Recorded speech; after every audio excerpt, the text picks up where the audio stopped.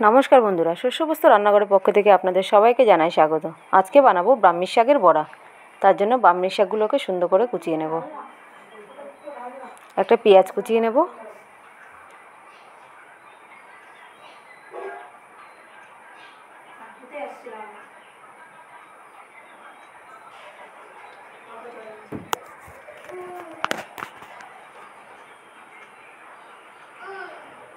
পেঁয়াজ কুচানো হয়ে গেছে, এবার কিছু লঙ্কা কুচিয়ে নিলাম।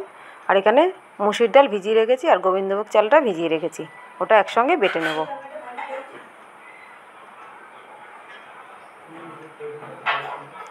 এবার ব্রাহ্মী শাক,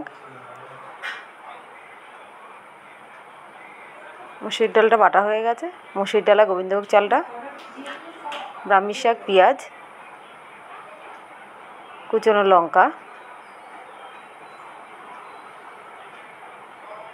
দিয়ে দেবো, অল্প একটু হলুদ দিয়ে দেবো, স্বাদ মতো নুন। এবার যে ডালটা বেটে রেখেছিলাম, ডাল আর চালটা, সেটা দিয়ে দেবো, দিয়ে ভালো করে মাখিয়ে নেব।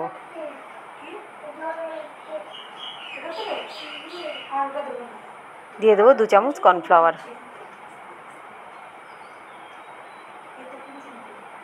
এবার একটা ফ্রাই প্যানে তেল গরম করে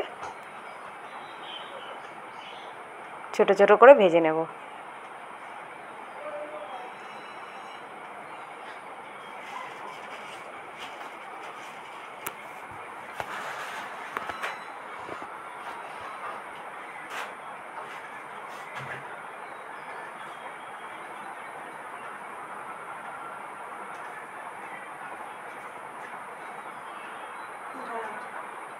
এক পিঠ হয়ে গেছে, আরেক পিঠ উল্টে দেবো।